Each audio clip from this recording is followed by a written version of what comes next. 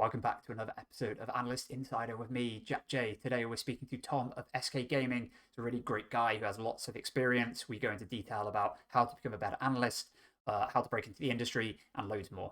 Remember, this series is self-sponsored by Itero Gaming. We've recently brought out a new drafting tool which can analyze the game during Champ Select to tell you which of your champions is best to play. And we've actually recently proven that people who follow our recommendations are going to win more games, believe it or not. You can find it by Googling Overwolf Itero Drafting Coach or finding the link somewhere, I'm sure, in this video. Now, please do enjoy the interview. Welcome to the interview, Tom. Hey Jack, how you doing? Very well, thanks. How about yourself? I'm good, thank you. It's been a long week. Yeah, I was going to say it's only Wednesday, but we're now actually on Thursday, so you're halfway we're through. on Thursday, so it's been an exhausting time. Planning a wedding and everything else it's hard work. Congratulations. Thank you. Cool. So we'll go straight into the first generic question, which is what is it you do now, and how did you get there? Right now, I'm currently analyst for SK Gaming. I've been in esports now for 4 years. I guess it kind of started with me playing World of Warcraft. So there's like a Warcraft logs tool, which essentially allows you to analyze all your gameplay, everybody in your group's gameplay, compare it with the rest of the world. And so I always strive to improve from that and improve my raid team from there. And then I remember one day I was sat with, my now fiance, and I was just browsing Reddit, and there was a post from Vitality saying they were looking for an analyst. So I just followed this Reddit thread to see where it went. And next thing I know, I'm preparing 4 or 5 sheets and just trying to apply to Vitality in the hopes that, they look through it. And that's how I ended up. That was my start in esports. It came from playing World of Warcraft into using that to leverage a job at Vitality, I guess. Just applying through the data knowledge I have. Awesome. Very cool. And then it was 1 year in Vitality, and now we're on year 2? This year is 3? the end of year 3 at SK, yeah. So it was 1 year at Vitality where I worked with Yamato Cannon and Dan Ham. And then after that year, I started at SK Gaming, and I've been here for 3 years now. 3 very nice years at SK. It's been wonderful. I'd love to dig more into that very start of the story where you're applying for Vitality.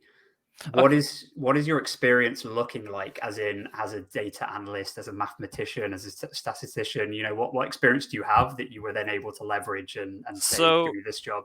From that perspective, I did maths at uni, but I mostly took statistics modules, which was good, but it was mostly with a view to finance.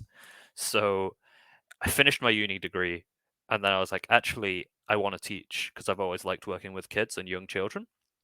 So then I started a PGCE, realized that wasn't for me. Then I started working at an accountancy firm. Well, not an accountancy firm, at a company in their accounting department where I was rewriting a lot of their processes, and then I moved to accounts payable. Decided that wasn't for me.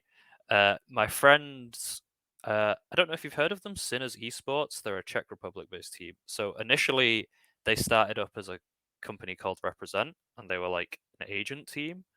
And so I started working with them, and I actually started doing Call of Duty analytics at the time. So they had a COD team, and I was doing Call of Duty analytics for them. And then, just one day I see the Reddit post from Vitality, and I'm like, okay, let's just go all in. Let's just go for it. So then, realistically, there isn't much in the way of relevant experience. Like, I'm a mathematician, so in theory, I understand data and everything that comes with it. But overall, I wouldn't say you'd look at it and be like, this guy's a dead-on data analyst kind of thing when you look at it. Awesome. Yeah, we have very similar backgrounds. I did a degree in mathematical finance as well, but then sold my soul to work for a bank. I always thought I'd be an accountant, and then I tried it, and I was like, maybe not actually. Maybe this isn't for me. And I know we underplay it a bit by saying, there's no transferable skills between that and being an analyst, but actually There are a huge amount. So is there any sort of tools, etc., that you picked up during your time I mean, pre-esports that you moved into a and lot of carried it on is just using? data analytics, like just how Mm. to manage data, looking for relevant data, looking for patterns. Because obviously, a lot of maths is just looking for patterns, figuring out how these patterns can be applied to other scenarios, how these formula can be applied in different ways. So a lot of it just started with looking for repeat patterns, whether that's in how someone plays, how someone drafts, how someone moves, that kind of thing. Because that's a lot of what statistics is, looking for patterns, right? At the end of the day, like that's how a lot of society functions, based on pattern prediction. Yeah, exactly.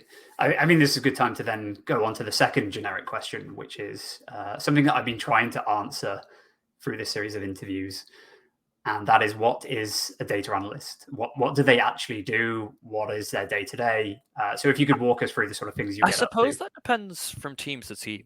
So for me, it's catching up with the previous day's drafts to begin with. So like during a split, it's every day, it's looking over the previous day's drafts, checking if there's anything relevant, anything we might be missing, compiling our scrim drafts and scrim data into a more readable format, and just tracking our own statistics from there.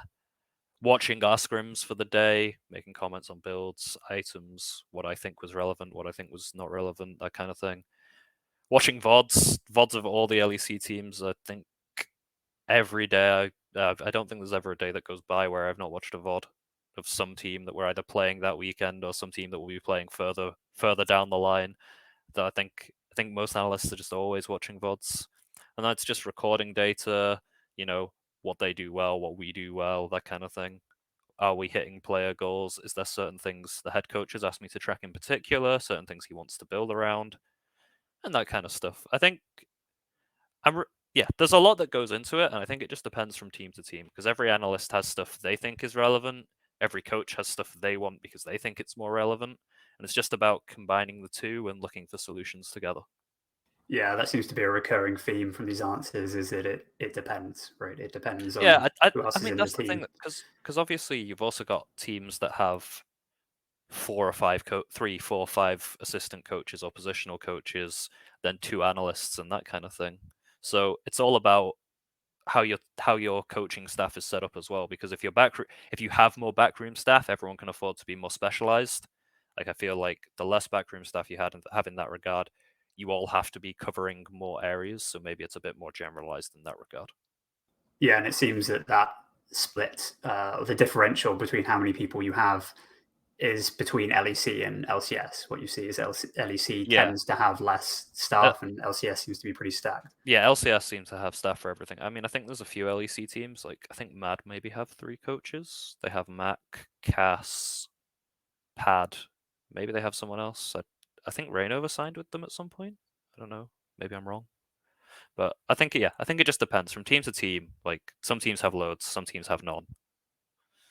It's just finding a happy middle ground that works for everyone as well, I guess. Like where everyone has a job and nobody's just sitting around twiddling their thumbs. Yeah, I don't think you're anyone's in any threat of that happening. Yeah, Uh, very true. There's always something in esports. There's if always there's something one, someone could be yeah, doing.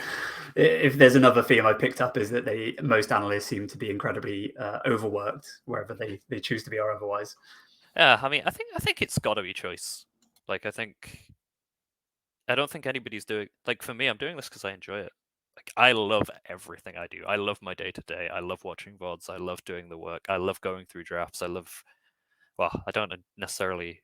Yeah, no, I love everything about my job. My job is fantastic. I think all analysts are actually in a very fortunate position to be getting to work with data on probably a game they've played or a game they've watched for a good chunk of their life. And I think we're all in very fortunate positions, to be honest.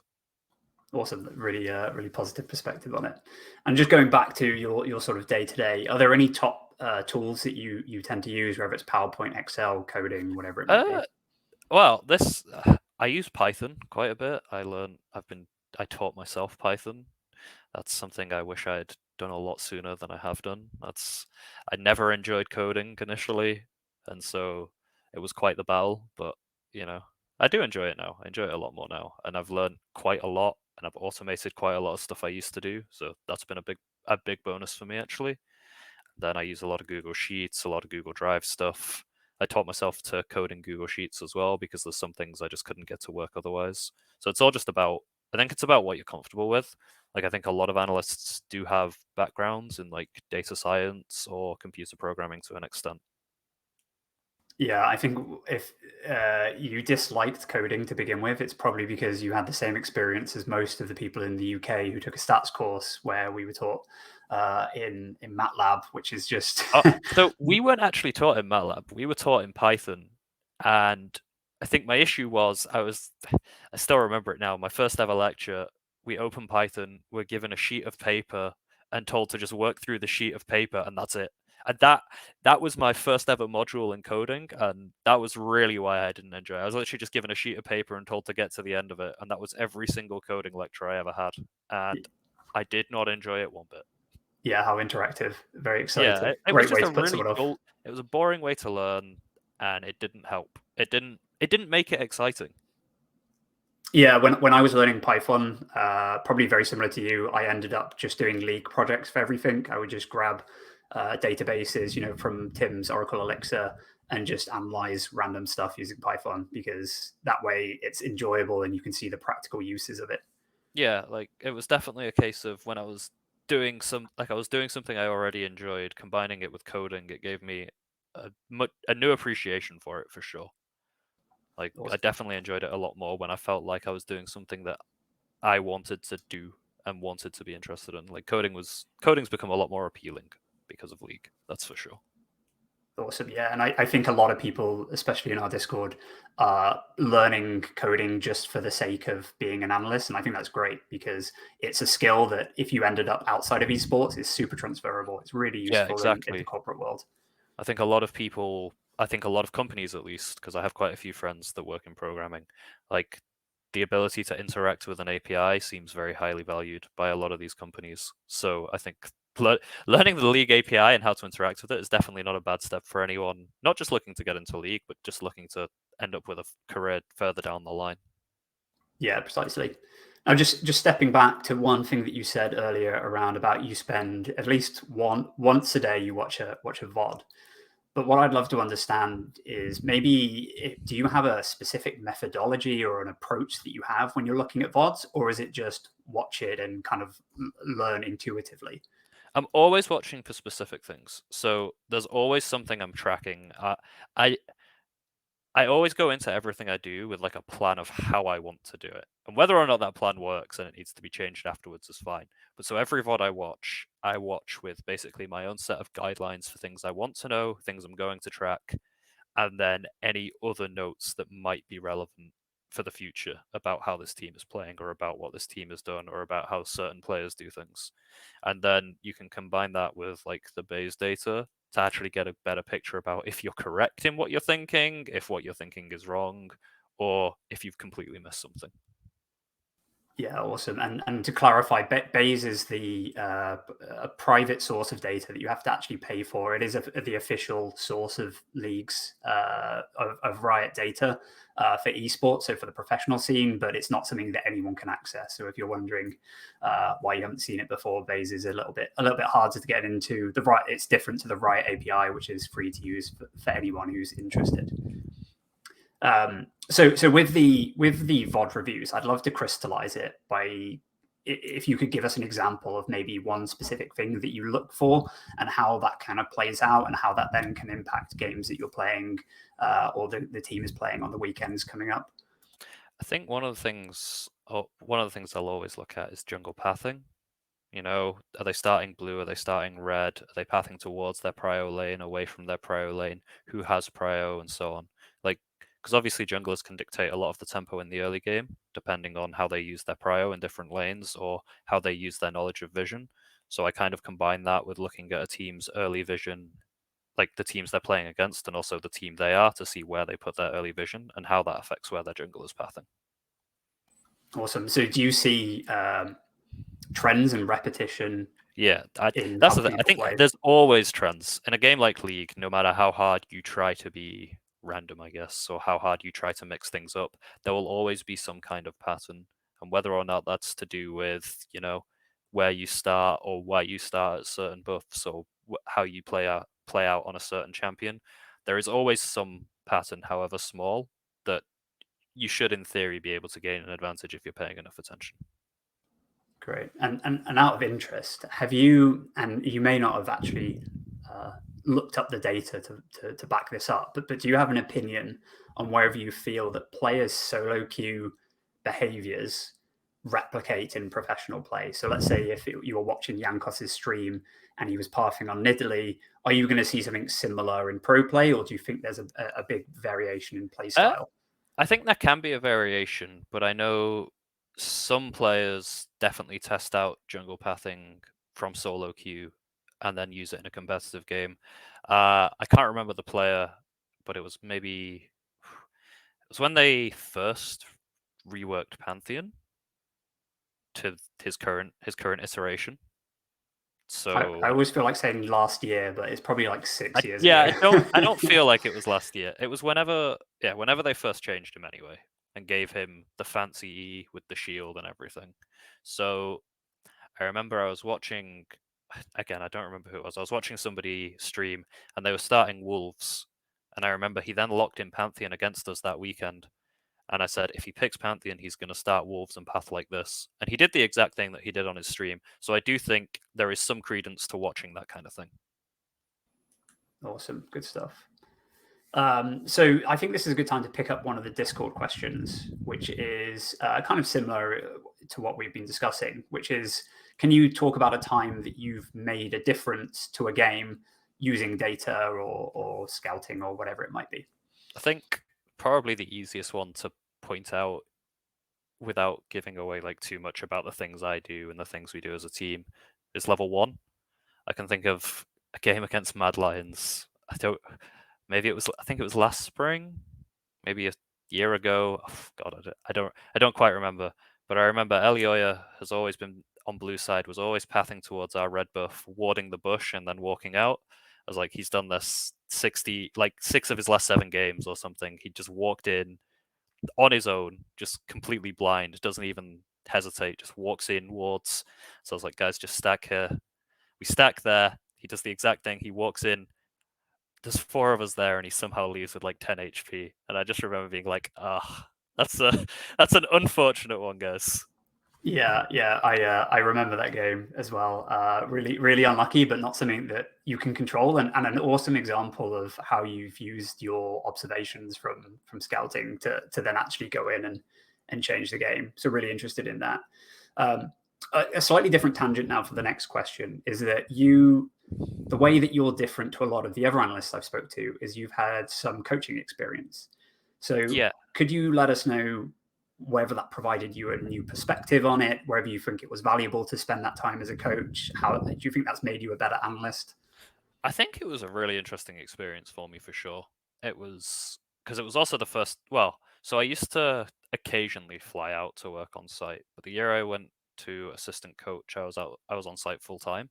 So usually as an analyst, I've been remote and then traveling to and from, and that's always a nice experience. Being on site, you get to learn a lot more about how the environment is on a day-to-day basis and how players respond to things differently. Because obviously, when you're remote, there's a lot of typing, there's a lot of voice calls, but you don't always see how people respond, like personally, if they're taking things well, how you should talk to someone, how you should address someone. Because everyone has different ways they take feedback, everyone has different ways they respond to different things.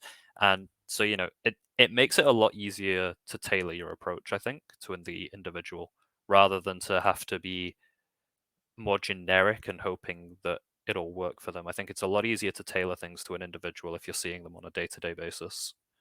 And then from the interest of coaching, I got to learn a lot from the players as well. There was a lot they could teach me. There was a lot I was pointing out to them because I'm always focused on. At least I personally focused on a lot of the smaller things like warding, positioning, how to use their prio, and that kind of thing, where they should move, how they should move. So it was a really interesting experience for me, and I think it somewhat helped me as an analyst because it allowed me to see if some of the finer data points that I wanted to apply were relevant or useful, I guess. And sometimes they're not. I think that's the interesting thing of being an analyst, like at least for me, because I'm very data driven. I've always been very data driven. And sometimes I'm just going through data with a fine tooth comb. I'm like, how much of this is actually relevant? Like, am I just doing this and it's just irrelevant to everyone apart from me. So am I wasting it? A quick break to remind you that this video is self-sponsored by Itero Gaming. I would love for you guys to try out our new artificial intelligence drafting coach. You can try it completely free with no download by going to itero.gg, typing in a draft, type in your account information, and get a recommendation based on that information. Now, there's also a link to the Itero Discord on the site, and you'll be able to submit questions for future interviews there. I'd love to get in as many as possible. Enjoy the rest of the interview. This cool question that we've had to do with your relationship and your time with the players and the staff. How important do you think it is to have a strong relationship with, whether it's the coach, any of your coaches, or any of the team players? Or do you think as long as you're producing good, valuable data and analytics, then it doesn't really matter what your personal relationship is? I think both. I think if you're producing good, valuable data that everyone can follow, that's very important. Because at the end of the day, your job is to produce that data. But it's always easier to work with people that you also have a personal understanding with and like personal growth with, and someone you can actually chat to, because it makes giving the feedback easier. It makes understanding their point of view easier. I think it's always important to actually get to know the people you're working with. You don't have to be, best friends, message each other every day. But I think having a mutual respect and mutual understanding and being close to them is always helpful. Like, there is no downside to being close to the people you work with. It's just about understanding that your job is still to be a data analyst at the end of the day. It's not just to be their friend. You're there to provide them with the relevant tools to win the game. I love every player I've worked with. I would gladly have a conversation with absolutely any of them. I've loved them all. Same for the coaches. But at the end of the day, I am an analyst. I am there to do my job as well. So what's important is that I'm providing good quality work, and that, being friends with them and getting on with them is just a bonus of the job, in my opinion. And it does help me to produce better work, because they can give me, it's not just about me giving more tailored feedback, but if someone feels like they know you well, they can give you more in depth. They can say more things to you. They can talk to you more about your work, I think. Yeah, 100%. I remember when I was working as a consultant, they were quite interested in us learning about psychological profiles and how they impact how certain people like to receive, whether it's feedback or suggestions or whatever it might be, because there's certain people who just want it as it is, be told exactly. And then there's other people on the other side of the spectrum who prefer a little bit of, I don't want to say fluff, but it is, a bit of fluff behind it before you give the feedback, or they prefer it if you give a compliment first before you tell them ways to improve, etc. So I think the only way you can really do that is by actually going out and having a personal relationship with these people. I think it's definitely important to have a personal relationship. Like I said, you don't need to be best friends, but having an understanding of how each other work and how each other think is always a very helpful thing. And like I said, for all the players I've ever worked with, I've always loved being around them, loved talking to them. But it's no substitute for work, right? You could be their best friend with a coach. If you're producing rubbish work, then yeah, exactly. Like at the end of the day, you still have to be producing quality, right? Like that's what matters. Awesome. I think this is a great time to tangent into the kind of the second theme of these interviews, which is to do with how do future analysts join the industry? What do they do? Where do they start? So if you could go back 5 years time to the very start of your career, what tips would you give yourself to join the LEC as an analyst? Definitely focus more on my coding earlier. I think that would have been a very good start for me. I think I could have automated things a lot sooner than I have done, and it would have given me more time. It would have been a lot easier to further my own understanding of data analytics and also League in general if I'd had more time than I had, because I was doing everything manually. I think that would have been a huge positive for me, at least. Tips to joining the LEC, I think it is just put together a portfolio, show you're passionate, show you're proud of what you can produce, and just always ask for feedback. Like always be reaching out, always be showing things, be like, this is what I've done, this is how I do it, is this good? Because at the end of the day, every coach is going to like things in a different way. No coach is going to want it exactly the same as someone else you've met. So be flexible, be willing to change your style, be willing to adapt to whatever situation you're thrown into. I think it's a really important skill, because nobody is going to ask you for your work the same way you've always done it. Like, I think it's really important to always want to be growing in terms of the way you present, the way you do things. I think it's always important to be constantly learning, constantly thinking, and just constantly looking to improve. So I'd say if I had to give advice now, it'd be look to always improve, look at what resources are already out there and you think people are doing well, and look to see if you can improve on what they already do. Because that's how you add value, improving on what's already out there. Yeah, awesome. And I think this is a good time to kind of do a public announcement, which is that you shouldn't feel like you should hide your work because other people might steal it. That is the worst attitude you can have.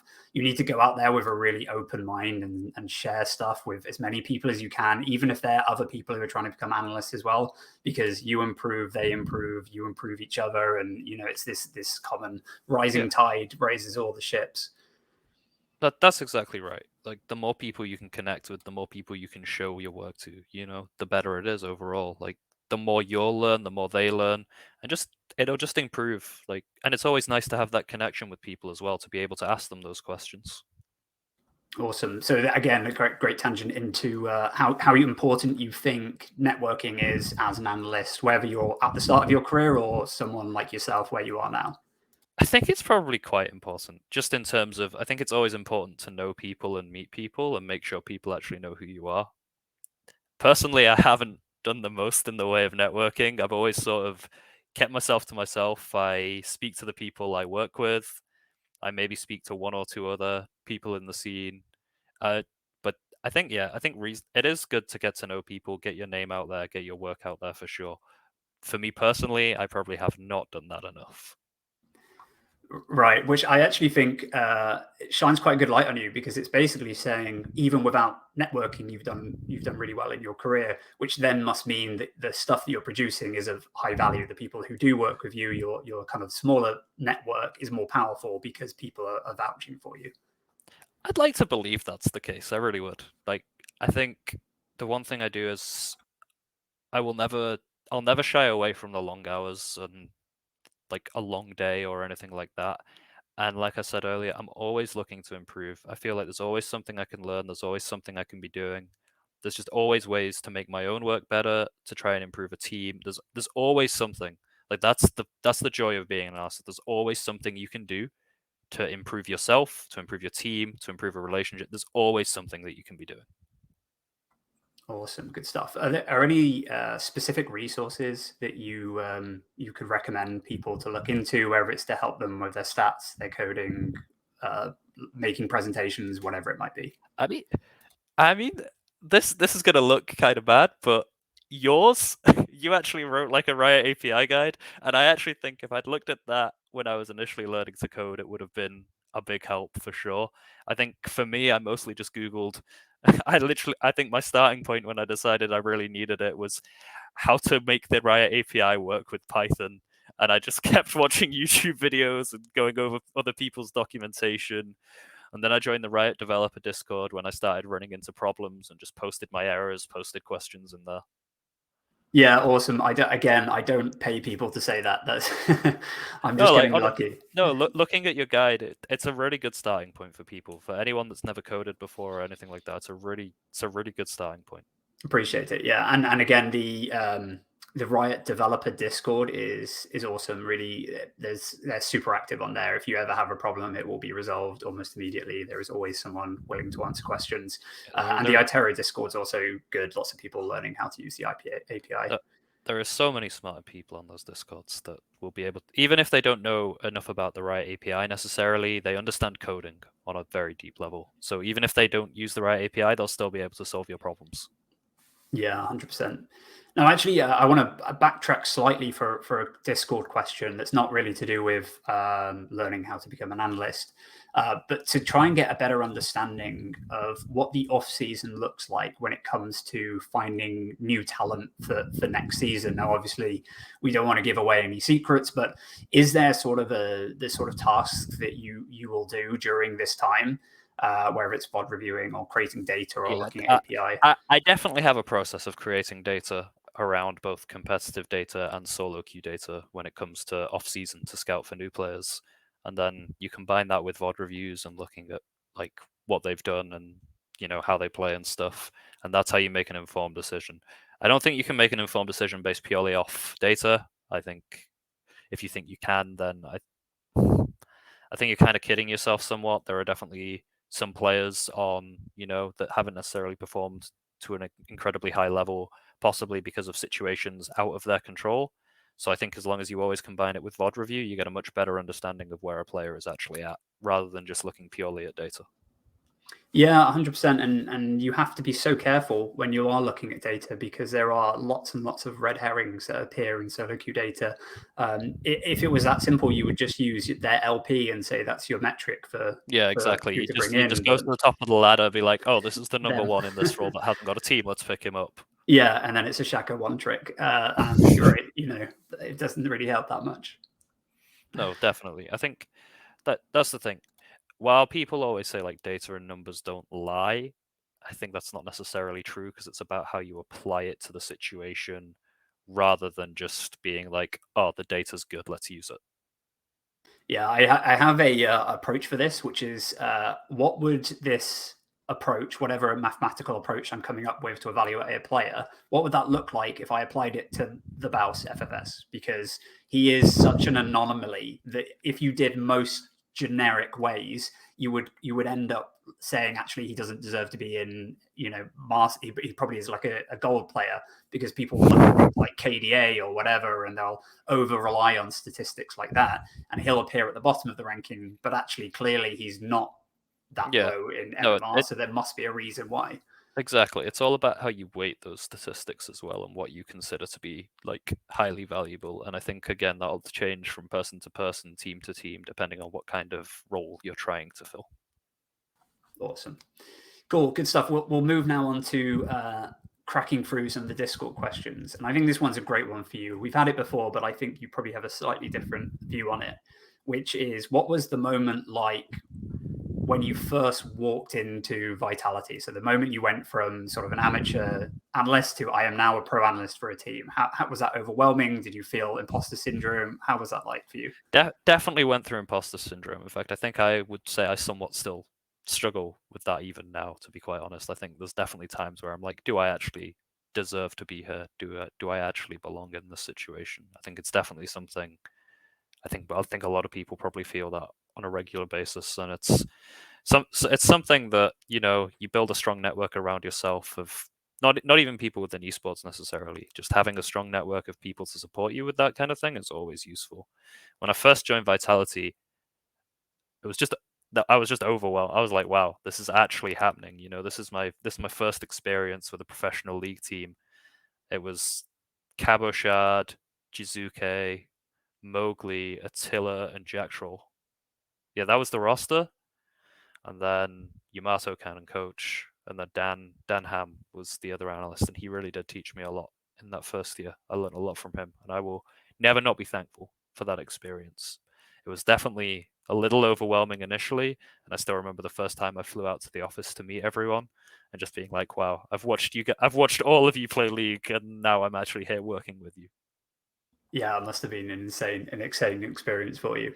And with imposter and syndrome, yeah, I don't know if it's just because this is where I end up talking to people the most, but certainly for analysts, whether I'm talking about esports analysts or just analysts in generic corporate jobs, seem to suffer from imposter syndrome more, because there is just so much more to learn. Right, there is, like, you could have a PhD in artificial intelligence, you could be a coding whiz. There's so many different avenues to go down that you can never be a master of all. So therefore, you always feel slightly overwhelmed on one side or the other. Not to mention the fact that we have to be fairly good at networking and presenting and all the other soft skills as well. I think I've never really thought about it like that. Like, I mean, for me, it just comes from. I mean, I struggled with it in varying jobs in the past as well. It's just something that I think has always been somewhat of a battle, and it's such a taboo issue to talk about mental health and so on. But so it's something that I think people should always be aware of. Like, no matter how you feel, you got there because you deserve it. You got there because someone thought you were good enough. And the only thing you can do is just keep working at improving yourself, keep putting in the time, putting in the effort, and keep striving to improve. Like, it, no matter, I don't think for some people it'll ever go away. So the only way you can, feel like you're doing the right thing. It's just keep striving to improve. Give yourself breaks, be kind to yourself, and remember you got there because somebody liked what you do. At the end of the day, that's how you get there. You get there because somebody likes what you've done, and you need to remember that. Awesome. Yeah, that's a really great way of putting it. I always like making the comparison to AI because the way that most AI systems work nowadays is you try, or the system tries, it fails, but it learns one thing that's useful, and then it tries again with that new additional one piece of knowledge, and then it fails, but it's now learned two useful things, and it just does this over and over and over and over again a million times, iterating and improving. And I think that's a great perspective, philosophy to take forward as anyone in any job, is just learn, fail as quickly Yeah, no, as you can. there's nothing wrong with failing. Like, you're gonna get things wrong, you're gonna do things badly. It's gonna happen. It happens to everyone. I don't think anyone's ever gone, I've done perfectly for an entire day. Like maybe nobody probably has ever been perfect for an entire day. I think there's always something you can do different, do better, even if it's just a simple interaction with another person. There's always something that can be done differently. I think as long as you just can't be scared to fail. Like, it sucks, it might go wrong, but you pick yourself up, you improve on it, you learn the next thing, the next thing. Like I said earlier, there comes a point where I think I'm going through data with such a fine-tooth comb, and I'm like, actually, this isn't relevant. And that's part of me failing, because it's like, this isn't relevant. This can't be used for anything. Yeah, exactly. But trying is the important thing, right? Just Yeah, doing it, exactly. learning, Just pick, and it working it doesn't out. matter. Just keep trying. Like, that's how you get to where you want to go at the end of the day. You just have to Yeah, keep putting in the work and keep trying. Pick yourself up and just do it. awesome. Right, I'm going to grab a ladder and take us out of this deep conversation by picking up another Discord question, which is to do with more generic view on the pro meta. So, do you think the meta is generally more flexible than what we actually end up seeing? And then with the additional view on it of, do you think data could help us kind of come up with more innovative ways of I drafting or think whatever? I think yes. I think there's usually a few more picks that are viable and playable than actually get played. But because there's such a big sample size based around some of these meta picks, you end up, I think it ends up sort of funneling in on itself, almost self-fulfilling prophecy kind of thing, where like, oh, this champ has been picked so many times, it must be good, even if there's actually other available counters that maybe could be thought about, or you could build a comp around to actually beat. I do think, yeah, I think there's usually probably a few more viable picks. And to an extent, yes, data can help, but you'd mostly be relying on solo queue data or historical competitive data at that point, and then it becomes a bit trickier. I think part of it is asking players how they think a champion feels, or if they think a champion is playable. Even if they're going to tell you no, or that they don't think it's viable, at least bring the suggestion up. Ask the questions. It doesn't matter if people say, "Oh, that's a terrible idea." Like, just ask the questions, see if any. But like, you've always got to be trying to get one step ahead, right? Like, that's what it is. So ask the questions, pose the champions, see if it's possible. Yeah, exactly. And a lot of ways, this is how you learn faster because you get a perspective from a player that you can't get from the data. So you'll say, oh, I've looked at the data and this bot lane pair is the best way we can counter their bot lane pair.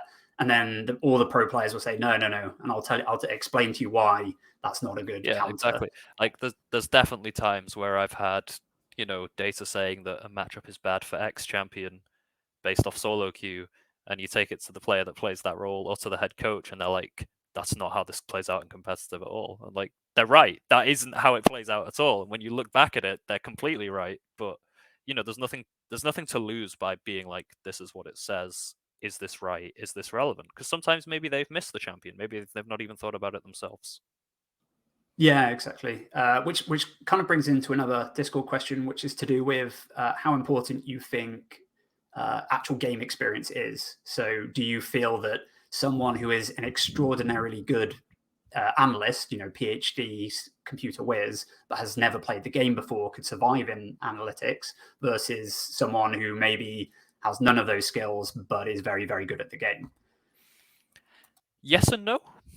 I think I think you need a base knowledge of the game at least, like even just a very basic knowledge to begin with, because the data, there's only so much you can see from the data. Like, they'll be able to pull all the patterns out, they'll be able to do all the coding, they'll be able to, like, they might be able to get you all the data, and depending on what you're asking them for, like, if you're only asking them for win rates or certain statistics around players or champions, that's fine. But I think if you try to ask them more nuanced things about like certain setups within the game or wave states or how often a team does this or that, I think that's where you actually need the game knowledge. I think a combination of the two is always valuable. And again, but this is why I said earlier that, depending on how big your backroom staff is, depends on what people's roles themselves could be. Because you could just have a guy who is just for data, but then you have like a more of a gameplay based one, and they combine the two together, for example. Like, both of them do their role to combine together to make essentially the full picture. Yeah, exactly that. I'm interested in one question that came up about patches. So obviously, League of Legends changes every 2 weeks, and some of those patches are bigger than others. And occasionally, you will be the first team to play on a new patch. Now, I've heard various analysts come up with various different ways that they test the impact of a patch, wherever that's creating really complex Google Sheets that tell you the exact damage output change a certain item will do, or whatever. Do you have an approach when you see the patch notes come out that you take before you speak to your team? I'm always going to look at how the champion was performing before a patch, before either a buff or nerf, and see how relevant like that change actually would be for the champion and whether or not it means a lot to them. Like, there's always going to be debates about how big a change needs to be for a champion to be relevant in a meta or for them to be irrelevant. Like, I do think I can't think of any, like, just off the top of my head, but there's definitely examples where a nerf goes through and everyone instantly overreacts to a champion suddenly being useless, and it's like a league-based thing where suddenly nobody's playing it. Then one team plays it suddenly, champ does really well, and everyone's like, "Oh, this champion's still good. Let's just bring it back out," kind of thing. I definitely think, because obviously, let's say a patch comes out on a Wednesday morning for EU. So if you're then playing on the Friday, you have, well, actually, you'd play on the last patch for that week, and then so you on the Monday you would probably be starting on a new patch. So you would have like 5 days of data to look at from solo queue. So it's about what can you learn in those 5 days that are relevant about the champions, and also how important are the changes? Do the items break any certain champions? Do the nerfs actually matter? Do the buffs matter? And so on. And it's taking that and building a presentation around how you think that impacts the game. Yeah, you Because you get this. probably one of Go the ahead. biggest changes this split actually, was the dragon change, where they decided to buff how much the dragons gave, and then also give Herald local gold. Because what that did was that changed all the gold values of all the dragons. And obviously, you're taking your first dragon when your team is around level 5 or 6, and then your second one at a different point, and so on. So you're then figuring out just how valuable is this? How long is dragon now taking? What's the gold value? Is it worth a herald trade? Is it worth it if it's a second one? Is it worth it if we're a certain level? Because obviously, all the dragons are pretty much percentage based, so their value goes up the higher level you are, the more stats you have. It's all about looking at how those effects actually interact with the rest of the game. Awesome. Yeah, and I noticed the same with micro buff. So there'll be a champion that gets a buff, and so everyone says, "Oh, it's too small to impact their pro play win rate," and then they get another micro buff, and everyone says it's too small. But what they don't realize is that actually this champion's been buffed 4 or 5 times, like 4 patches in a row. and then someone plays in it. It's disgustingly strong. So yeah, because I think that is something. I think at times the pro scene can be a little slow at times to necessarily pick up a new champion, just because they think it's not relevant or they don't always have the time to pick it up or something. I think sometimes that can happen, for sure. yeah, I mean, look, at the end of the day, solo queue is only so useful. You need to test something out in scrims before you take it on stage, and you only get so many scrims a day. So are you going to test out? Exactly, and then obviously, solo queue is never going to be representative of how it should play out. It's going to give you an idea of the champion's strengths, but it's not going to be fully representative of how a champion works in an actual competitive environment. Yeah, the way I look at it is it shows relative strength. So if a champion has improved in solo queue, then it is going to improve in pro play. Usually that tends to be the rule. But it doesn't mean that if a champion is strong in solo queue, it's strong in pro play. It's Yeah, just the exactly. relative change that is Yeah, useful to look at. like you can change a champion's relative strength, but that doesn't always matter. I can agree to that point. Yeah, so you look at Rise, 45% win rate in solo queue usually, but somehow still gets into pro play quite often. Maybe not this season, but certainly. Yeah, maybe not this year, unfortunately. They tried, but still not quite. We never know. There's still quite a lot of worlds left to be played. That's true. Actually, is that on today? Tomorrow. So we're gonna close off with our final question, which I asked all of the interviewees, which is, what is your favorite statistic? And to give you a second to think of it, I'll say my new one. I've given my old one, but my new one is definitely to do with snowballility, which is a word that I've written but I can't pronounce, which basically means how snowballable is a champion. How good are they at snowballing, and what happens if they don't? Yeah, my favorite statistic. I don't know. There's too many good ones out there. There's too many good statistics, and there's too many things that I've actually done work on. I think for me to be able to pick one. That's fair enough. I Yeah, don't know. I've never really thought about what my favorite statistic might be. not many people do, believe it or not. It's something that that most people in their day-to-day life don't consider, but something that I think it's just because I write these weekly articles. Damage so efficiency. Damage efficiency. Great. How do you calculate that? That Is that the secret? I mean, there's probably enough people that know, but damage efficiency is for sure my favorite statistic when I think about it. It covers everything I love. Efficiency and damage, you mean? Exactly. The two best things. Yeah. You combine them together, you get the perfect statistic. Awesome. So you much preferred the burst meta of the spring season, highly efficient damage. I think it depends what you consider efficient damage. That's for sure. There's definitely different ways to value it. Are you equally interested in efficient damage mitigation? So the other side of it, item efficient. Oh, building correct items is a big thing for me. It's perfect my research area itemization at the moment. It's very difficult. Joy. It's hard to do. It's really quite tough to actually nail down, because there's lots of opinions and there's lots of ways of calculating it. There is a lot of opinions always being put out by many different people about what the perfect item is for every scenario. And even if you only look at the maths, sometimes you can look at what a champion's full combo would do, or how much damage they do with X or Y. But that doesn't mean the fight played out for them to be allowed to use those abilities, or what happens if they then miss this ability but hit that. There's so many different variables. Exactly. And then the best way of doing that is, how do you account for movement speed? Because it's not going to add damage, but it's certainly going to help. I can't tell you exactly how it's going to help, but it will. It's for sure one of the best stats in the game. Yeah, for sure. Very much so. Awesome. We'll wrap it up there. Really appreciate you coming on, Tom. Is there anywhere that you want to plug, Twitter or whatever, that you'd like to get out into the world? My Twitter is @ThomasDiakon, I think. There'll be a link, so don't worry about getting it perfect. Yeah. Yeah, that's all. Good Cheers, stuff. Jack. Great. Well, I really appreciate you coming on. It was a great interview. I hope everyone enjoyed, and I will speak to you soon. See you soon. Bye.